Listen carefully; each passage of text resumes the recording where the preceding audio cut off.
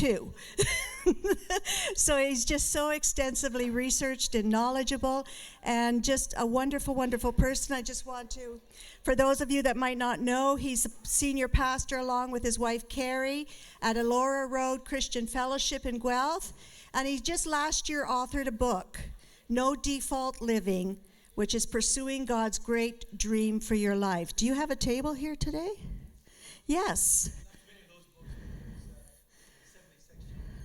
Okay, I was going to talk about that too. Jim and Carrie have also co-authored the 7-Day Sex Challenge, and also they founded the website, theintimatecouple.com. And also, if you want to follow some of his writings, he writes at jimgordon.ca, and that's his personal blog. And it's designed basically for those wanting to increase their leadership capacity within the context of the abundance of grace and gift of righteousness. And I'm just going to read a scripture verse that Jim quotes and uses as his foundation, and that's Romans 5:17.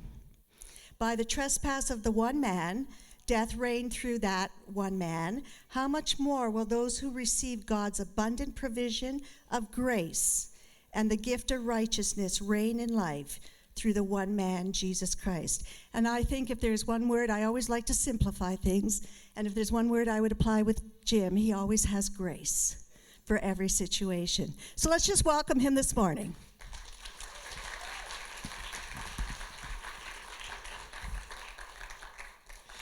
I have no idea who she was talking about, but I really want to meet that guy.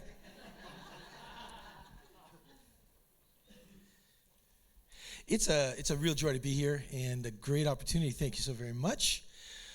Are we going to be all set here? And I just echo what John said. It's wonderful to have a guy like David around. We're talking about opening doors for others and opening doors into the community. The great opportunities that we have to let Jesus' love be known to people around us. Obviously, a door speaks of access, of possibility into a preferred future. One of the key verses that God gave Pastor Hake, the founder of our church, my father-in-law actually, carries the eldest daughter. So I had to work 7. It's a long story. But I'm the second pastor in 47 years. That's how long our church has been around. And so the very first Sunday, it was Revelation 3:8 was the text. And God, Jesus is one who opens and closes the doors, and he places before us an open door. I love this, Luke 10, verse 6. I have a question mark here.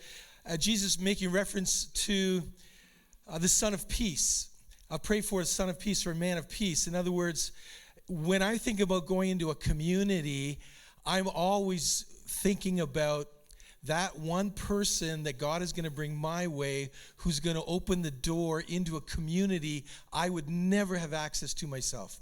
Okay, so 1 month ago, I'm leaving the church. In comes our IT guy. I don't know that he's a Christian.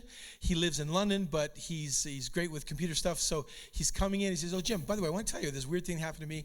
I was selling some stuff on Kijiji, some sound equipment, and this young guy, 23 years old, in London, he bought this stuff, and he said, by the way, don't ask me where I got the money." Okay. But then he proceeded to tell him where he got the money. And he had sold drugs. He had prostituted himself. And he was just looking for my reaction to this. And I said, whoa, that young kid is, why would he tell you that? Like, he's desperate. He's reaching out. Why don't you tell him that you've got this pastor friend who would love to call him and tell him what Jesus thinks about him? He says, okay. Well, then I get a phone call, and I've got the number, and I talk to this young man, and I tell him what Jesus really thinks about him. And so he says, I'm going to go into prison pretty soon, I think, and I'm signing myself into a psychiatric hospital tomorrow. So I've been in contact with him by phone and by text for the last month. He goes into the psychiatric hospital, and I get a text a day later. And he says, Jim, there's a lady here, her name is Brenda, and she is in a bad state, and I told her that she needs to talk to you. Would you be willing to talk to her? So absolutely. here's a number. And I talked to her on the phone, and she is in a bad state.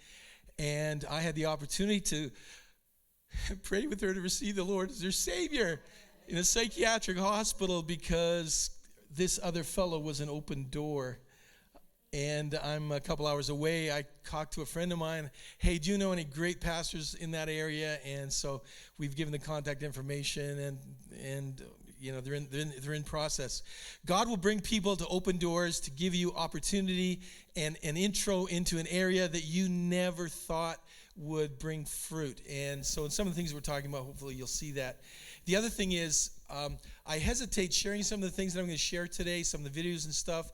I said to Carrie, I wonder if I was here just out of the blue, if I would be discouraged, because as I'm making these presentations, look, oh wow, that looks so awesome, I could never do that. But you know what? Like, this is years down the road, and you would be so amazed at how many problems and bad things have happened along the way. So looks like, maybe impressive or whatever. Don't be impressed by that. Just understand that no matter where you are, God can use you. And if you just stick around and don't leave, God will use you over time. It's amazing. Doors speak of openness and responsiveness to God's challenge. Revelation 2:20. I use this all the time when I'm wanting to tell people about Jesus. And I say, hey, God's been knocking on your door for a long time. But the reality is this verse is to Christians, right? So sometimes God's knocking on your door. There's a door of opportunity, and he wants you to open it. Not only does he say it's there for you, but he's knocking as well and saying, you got to open it, let me in, and let me do something really awesome there. It's entering a new experience. It's entering a next step, obviously. Well, if we look at Tom Rainer's book, Breakout Churches, he puts up this really cool diagram, and he talks about maximum effectiveness, and I think it can be applied to churches, but also ministries, families, in so many different levels of application. What he's talking about in terms of context of churches, though, is every leader will have a passion of some sort, depending on God's mix in their life. Then there's people associated with them, and they have different passions and gifts and opportunities and interests.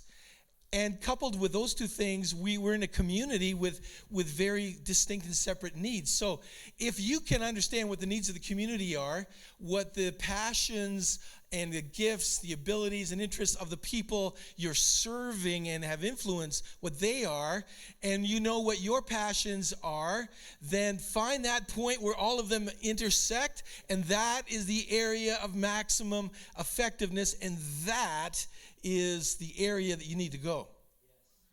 So that's the sweet spot, the area of maximum effectiveness. Needs of the community, the gifts and passion of the members and leaders, and passion and vision. So for myself personally and for our church, our vision is to reach people far from God and develop passionate Jesus followers. So everything has got to be that. It's got to touch everything. So if we have a nice little cozy thing at our church and it's all the people having a great time of fellowship, I'm asking myself, all right, are we inviting people? Are there people being reached for Jesus? If there's no opportunity for people to be reached, then why in the world are we doing this? And on the other hand, if people are being reached, well, then there's an opportunity for all of us to come along and become more like a Jesus follower in the process. It's got to be both. So in our case, in my case, so I have a passion to reach the lost, the needs in the community. Well, we got a community filled with people who are lost. So far it's working out pretty good. And in the congregation, well, people have gifts and interests. And so here's been my experience as a pastor. If you're not a pastor, it could be exactly the same dynamic, just in a different context. My job is to launch. My job is to find people and help them engage in their passion, and to come alongside, always beating the drum of vision and values, and ask a couple of questions. And if people have ideas, great. If God's given you an idea, that means he probably wants you to lead it, or to fund it, or to get a team together. So find a team, make a budget, and then we'll talk after that. Anyone says, hey, I've got this real dream and I want you to do it. No, it's not my dream. It's yours. You do it, but I'm right there. And so let's get together and see what God will do. So as we talk about a few of the things that we've been involved in over the years, talking about the Martin Marathon, the Princess Ball, the Summer Celebration, and Church at the Manor Ministry, 3 of these 4 really have nothing to do with.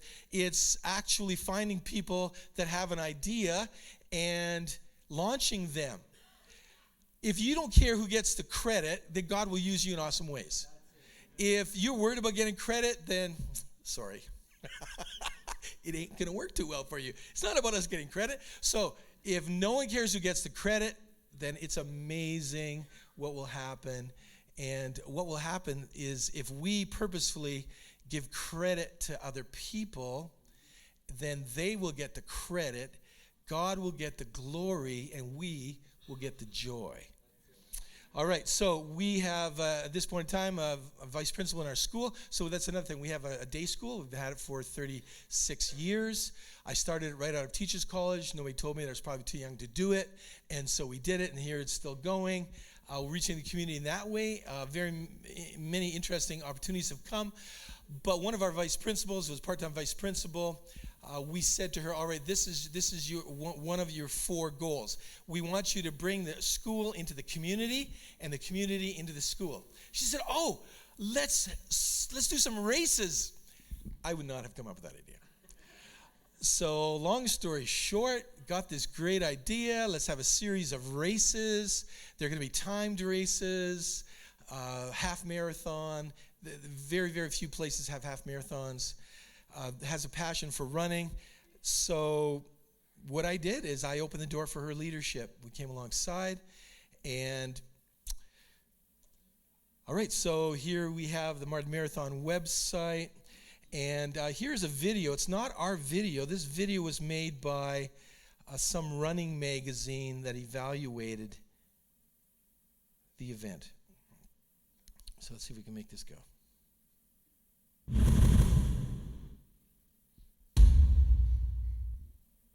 The race started at the Royal Distributing Athletic Performance Centre in Martin, Ontario. The facility was very impressive and even had an indoor track that participants with indoor shoes could use to warm up on. Runners huddled together to stay warm at the starting line as we waited for the race to start on a very cold morning. The course was a straight out and back route with a turnaround at the 10.5 kilometer point. Although the course had some flat sections, the majority of the race was run on rolling hills. It was a windy morning, and the first half of the race was run directly into a strong headwind. I worked together with another runner, taking turns drafting off of each other, which was really helpful. I just wanted you to see Captain America. That's all we ought to do. Okay, so it's a longer video, very, very favorable. All that to say is that we wanted to get into the community, so we decided let's try and do this that we can raise money, and we'll give it to the local hospital, Groves Memorial Foundation. And so this was our 6th year, and over the entire time we have raised $60,000. Now, in this last year, we had 700 people sign up for the race. We had just all kinds of participation in southwestern Ontario. This race is the only race that's actually growing. First or second year, we had a person saved as a result of one of our people meeting them in the race and inviting them to church, and they become a member of our church. Just really, really, really cool things going on. But, okay, so this looks really, really great. First year, planning, we're planning well into advance. When I say we, code word for other people. It gets to the point, though, where there have been so many problems, escalating costs. It's 2 months before the race date. I will never forget sitting around the table with my wife, Carrie, and Amanda, the race officer and the vice principal, and we've got to decide now if we're going to cancel, we need to cancel now. And we're just laying out all of the problems and all of the costs. And now they tell us we have to close the road.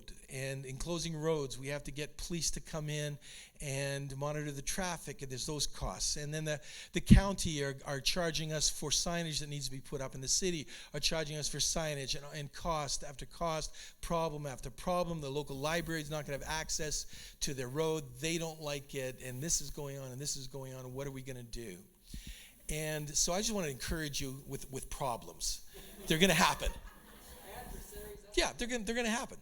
So it all comes down to the why. So after all these problems are laid out, we have to decide, here's the question. Why are we doing this?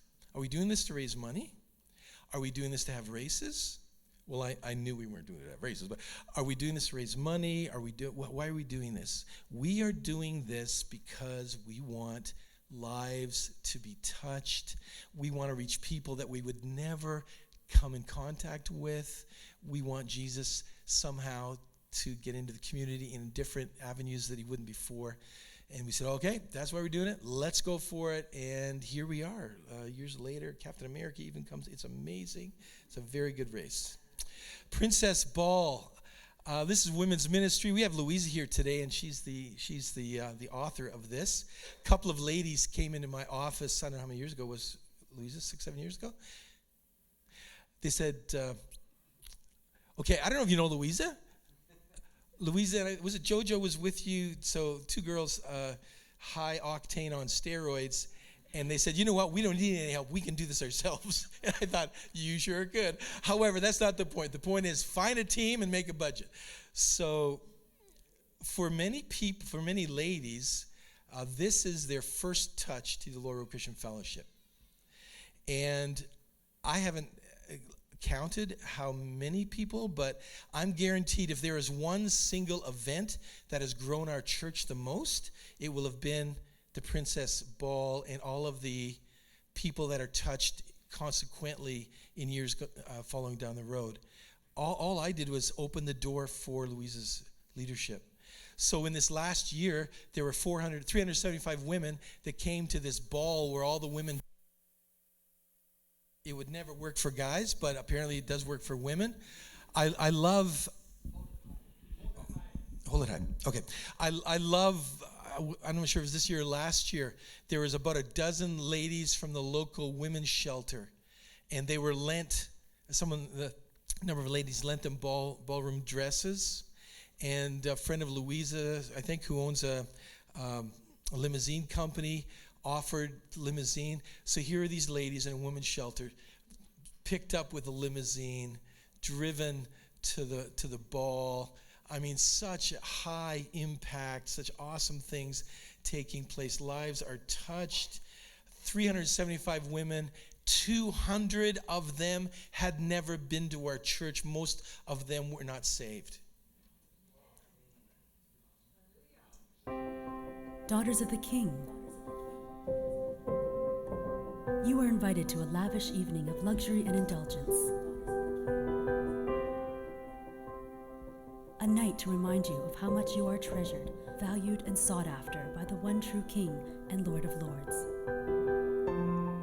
He has chosen you before the foundation of the world, and he has predestined you for greatness, a mission that only you can fulfill. He is yearning for you and wants to wrap you in his love. He wants you to know him deeply and to see his heart. He has a purpose for you, and he needs your help to bring the lost and broken-hearted women into his presence. We are That's calling Louisa. all women to embrace the courage to invite a friend who does not know the Father's love.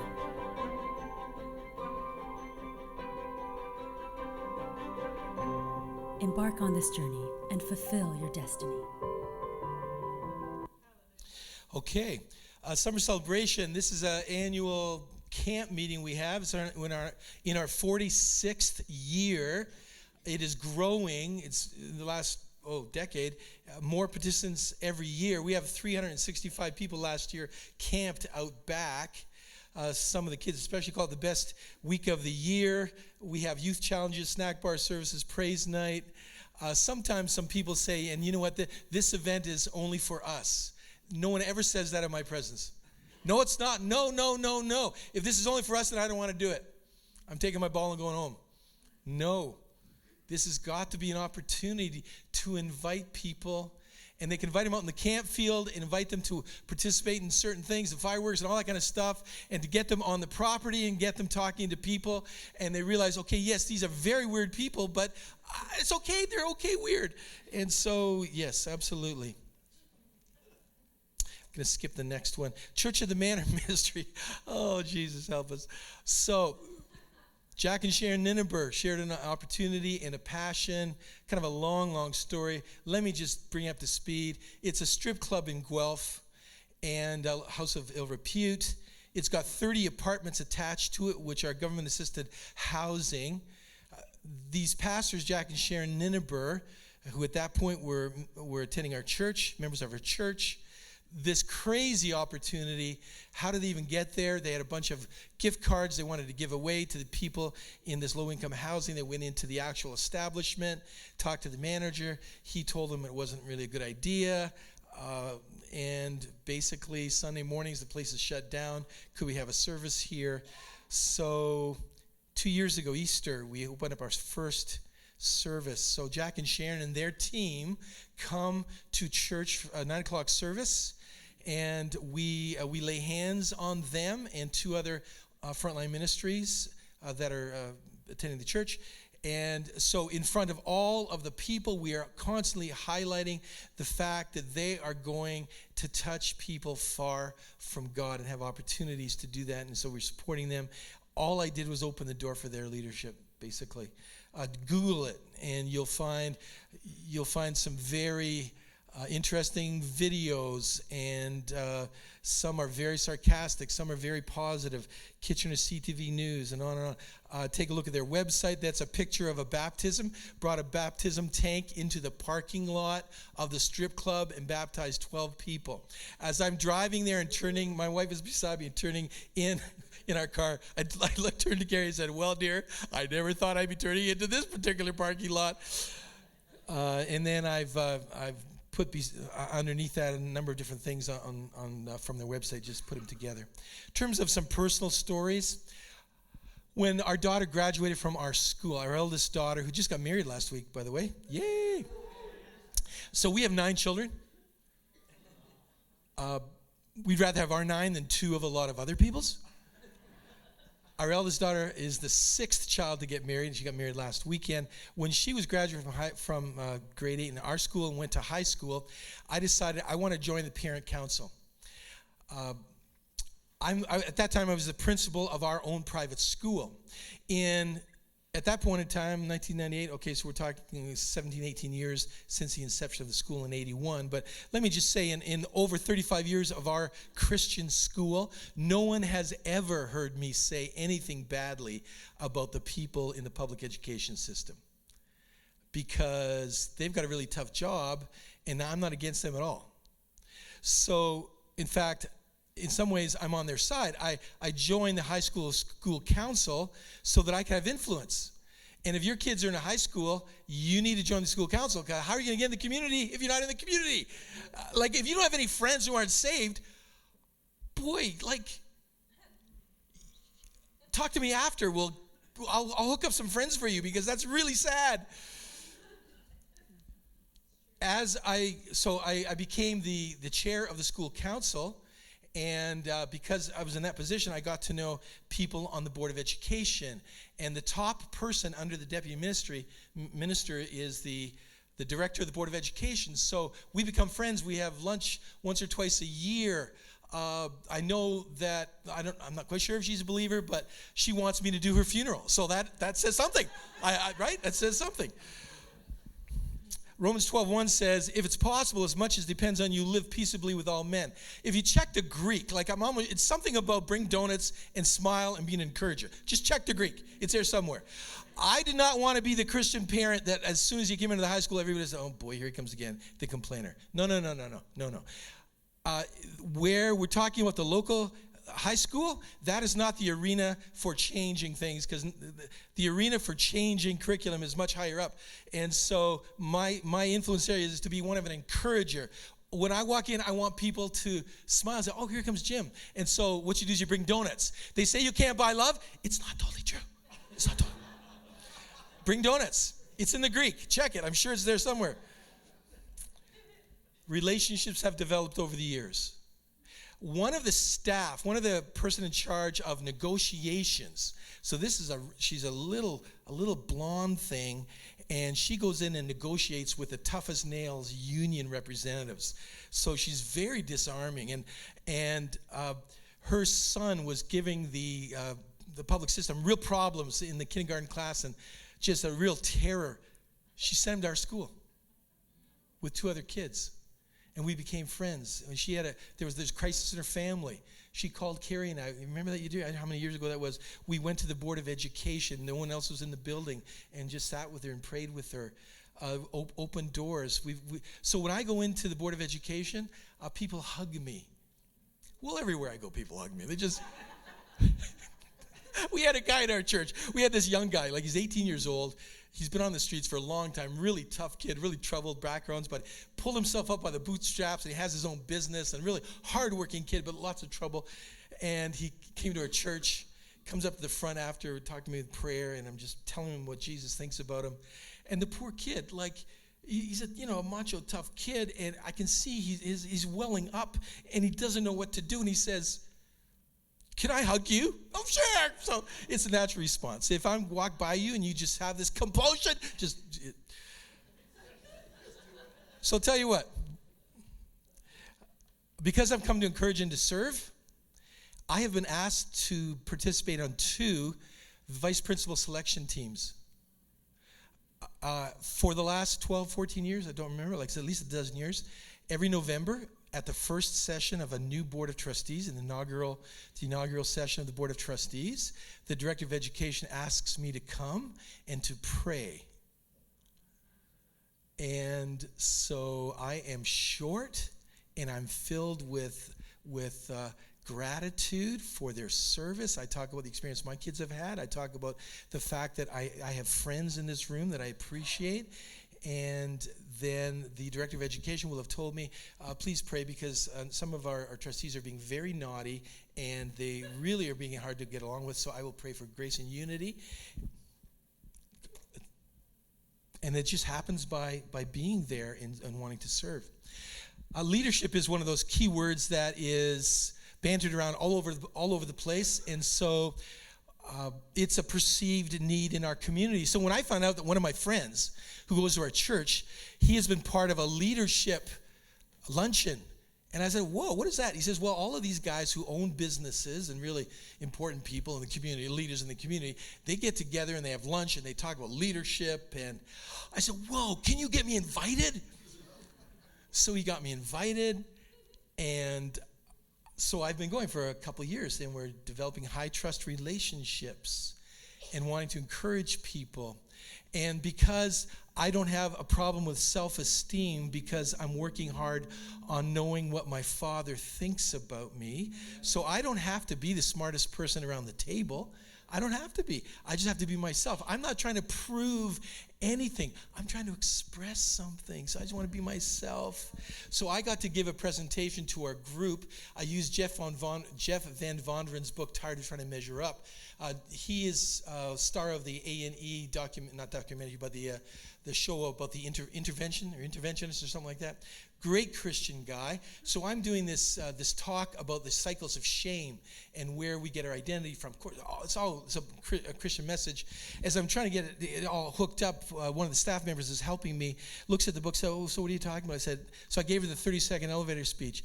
I'm going to be talking about how all of us have shame issues and how we need to know what God thinks of us and be free from performance. She said, wow, that is a story of my life. So she started to I've never met this girl before, beautiful, beautiful girl named Snow, of all things. And she just started to open up and tell me her life story in 2 or 3 minutes. And I was able to just share what Jesus thought of her. Wonderful, wonderful things. So we thought, well, you know what? Why don't we start a leadership course at our church? And we'll take Andy Stanley's book, Next Generation Leader. We'll go over 9 weeks. We'll do 1 hour in-class session. And then why don't we invite 9 leaders from the community? The more non-Christians, the better. But we'll get non-Christians, we'll bring them in. And after the 1 hour, we'll have a 30-minute talk, and then we'll have question and answer. And so we'll get people to sign up for the course, whatever the fee is for the book and that.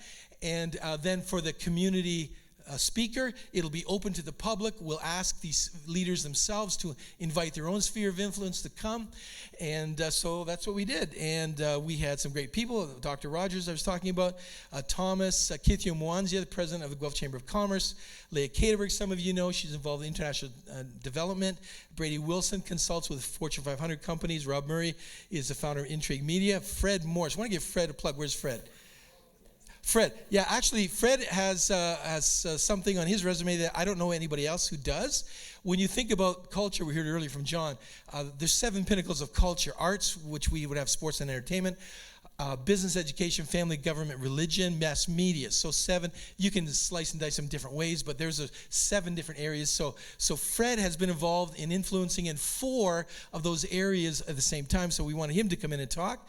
And so just a great opportunity for people to come in that we would never have them in the doors of a church. And they're not coming for service, they're coming for a class, but we're going over this hurdle, this emotional hurdle of going through a church, into a church. A Blue Christmas idea, someone came along and said, you know what, Christmas for some people is just plain hard, they're grieving, and so the normal happy, festive Christmas services just don't cut it for them. What about if we have a Blue Christmas? And so I said, well, hey, get a team, make a budget, and come back and talk to me. So we had 50 people come, connections, people outside the church. I was talking with a young lady, and she said, I stopped attending church a long time ago because I'm not sure what God thinks about me. I got to tell her what God thought about her. So I simply opened the door for someone else's leadership and participated in the joy. So 3 months ago, we started Toastmasters at our church, Tuesdays at noon. There's 15 people. We need to get 20 or more to form a chapter, so we got 1 more month to make it happen. But there's people come. And by the way, I actually speak for a living, and some of you may just think, whoa, that's really weird. I would never have thought that.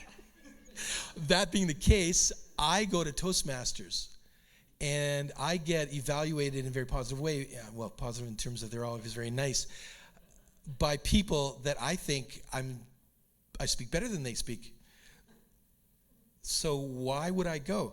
Because I'm a lifelong learner, and because I want to get better, and I want to connect with people that are interested in the same thing, that don't know Jesus.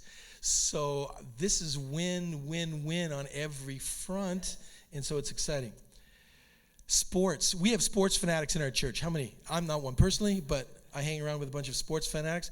A couple of the families, one of the families, they have this huge hockey rink in their backyard, and they invite friends and neighbors to come, and it is attended far and wide. I don't know how many people, I'd just be guessing, probably 50 people from the community come. So it's the last Sunday in November, rewind 4 years. The last Sunday in November. Our youth leader, our worship leader, we have a couple of worship leaders. The one, his name's Al Caterberg.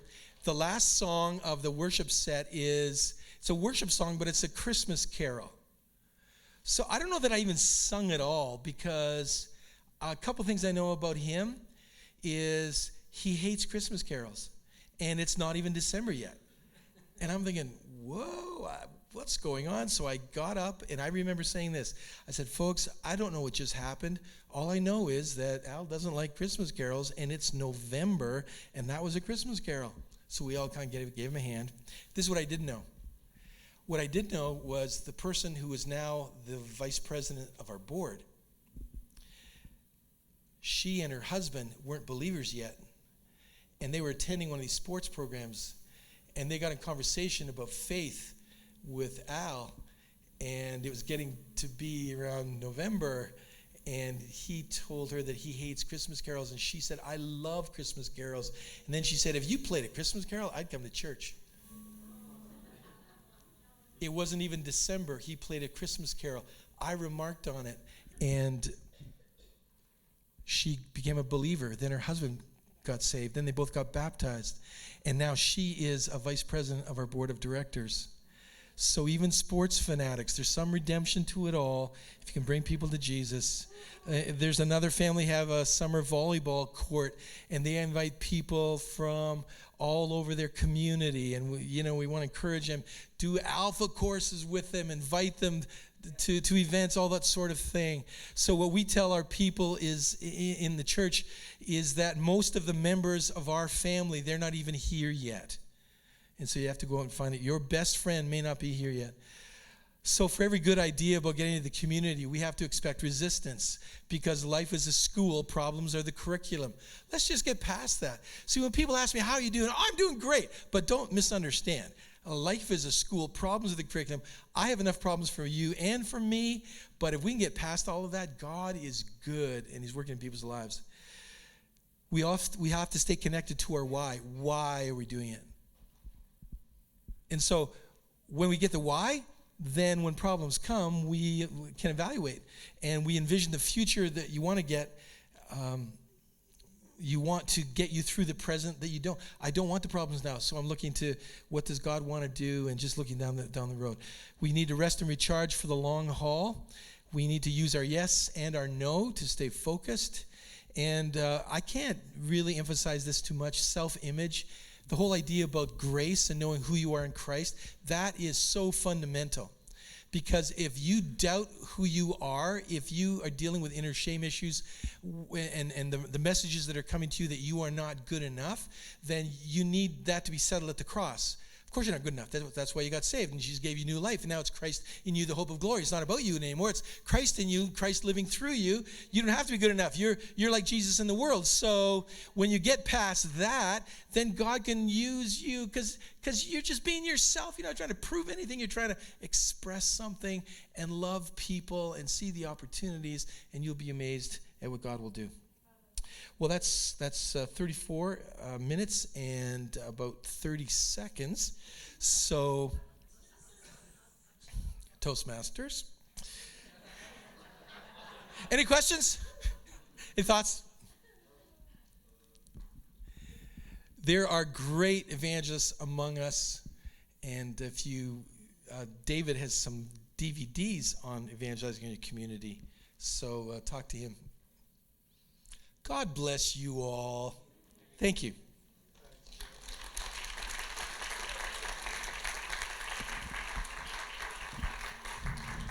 Thank you, Pastor Jim. We were praying for you down in the prayer room before you spoke there, and for more growth in your community, in your life personally, in your family, and creative ideas, and all these tremendous outreaches that have gone over the years, and very creative. Imagine that, Sunday mornings in a strip club, church services. Now that is very creative. This time, our next session will be in about 15 minutes, but this is sort of a stretch break. We just want everyone to kind of stand up and stretch, and to take this opportunity to maybe to go to somebody that you've never have met before and get to know them a little bit. Maybe find something out very interesting about them, and have a little time of fellowship before our next session begins at 11:30. So just find somebody that you've never met before and get to know them a little bit. Thank you.